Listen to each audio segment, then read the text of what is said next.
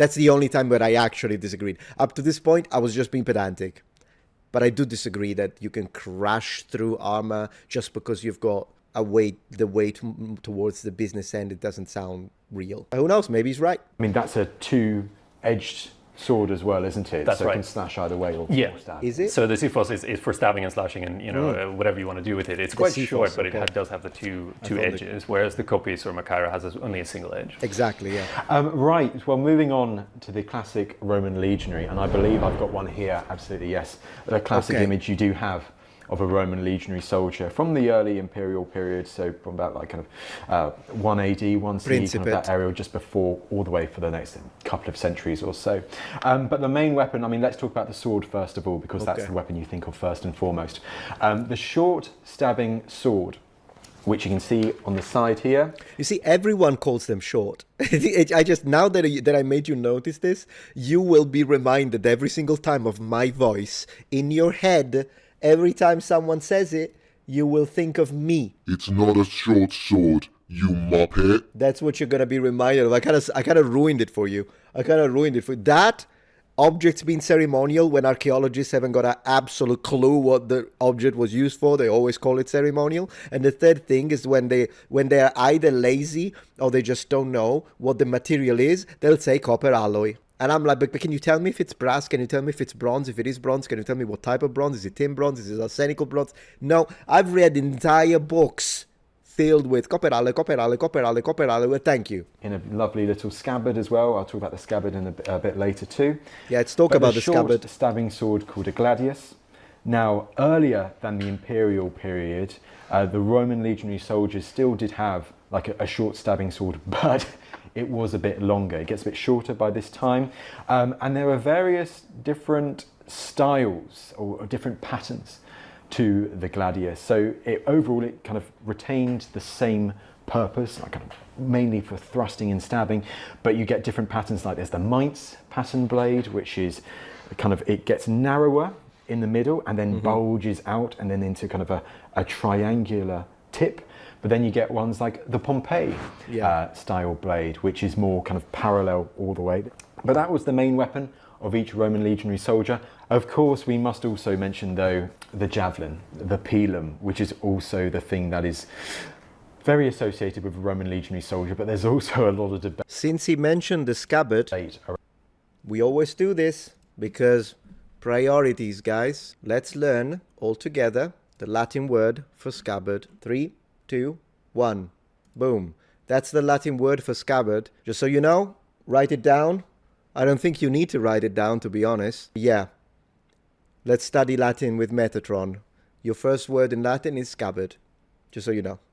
That's it. Might have to do with the sword going in the scabbard and whatnot. I don't know if there is double entendre. But that's the word. That's the word. Do remember classical pronunciation. The V is a W and the G is a G. So pronunciation is a little different.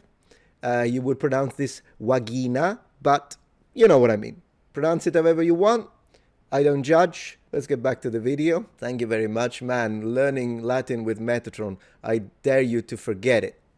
Thank you very much. Around so many different parts of the Roman pilum. I mean, how many did a Roman legionary have? Was it 1? Was it 2? Some even argue that they may have had 3 javelins at 2. Never heard of that. Did it bend in the middle when it struck an enemy? And another one regarding, I mean, were there differences in the design? But the Roman javelin was used by a Roman legionary normally at the start of a battle before engaging in close combat. And it's designed, you have the long wooden shaft, then you have this iron shank, and then you have this kind of diamond-shaped tip.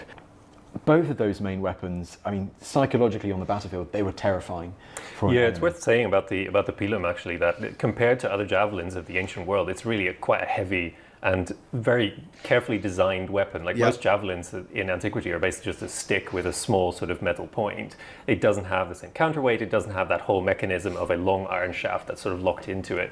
So this is built for a specific purpose, which has been speculated about. The ancient authors will say that it's because... I wonder who that is. Alexander the Great? Waiting for us? Maybe he never died, guys. He's here. Look, we've got a hand. Of this attempt to kind of get stuck in someone's armor, disable shields, things like that. We don't really know, but like Greeks obviously also used javelins, infantry and cavalry both, but they were of a much simpler design. Yeah.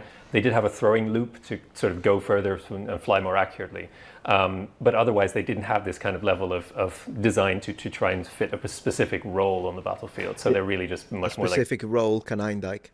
Go see what you can do with it. I mean, and it's a really interesting design, and we've been saying we're using the word javelin quite a lot for the pilum, but we should also stress that actually, like if a Roman soldier was in a bit of a pinch, they could use the pilum as a spear. It gives you a bit extra reach as well, so kind of like the Greek hoplites. So it could be used, but usually when we hear about the pilum being used, it's at the start of the battle, it's being thrown, and then the Romans will charge in with their large scutum shield and their sword, their gladius sword, and kind of basically be a battering ram of kind of moving forwards, hitting them with the boss of the shield, then stabbing with the gladius, moving forwards, and that kind of battering ram motion. One thing you can't see on this image would be the other kind. Yeah, I mean, at the end of the day, even though the pilum is not the best spear for hand-to-hand combat, it's because it's designed to be thrown. Still, if you stab someone in the eye, it's not like it's not going to work. So, I mean, there is that. Kind of melee weapon that they would be using, which would be a pugio dagger, which is much smaller than the gladius, but kind of similar in the design that, you know, kind of have that triangular tip.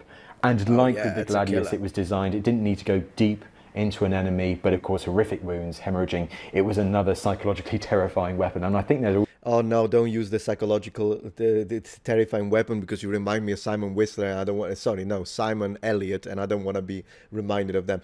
Still, to be pedantic, because that's why you're here, this much penetration for the Pugio, I think it's deep, to be honest. Because literally, if you stab and the guy has got no armor, as it often is the case when it comes to the enemies of Rome, exception being the Carthaginians and the Greeks, but in general, imagine the guy has no armor, you manage to stab that much, you can literally go through the heart, through the rib cage, and go, yeah, that's deep enough. Man, imagine the ice pick grip with the Pugio. Yeah, no, yeah, that will do the job. Also examples of legionaries going into battle in special cases with their pugios. In assassination of Julius Caesar, those assassins, you can imagine them smuggling in, kind of hiding pugios in their togas, and that's how they did away with Julius Caesar.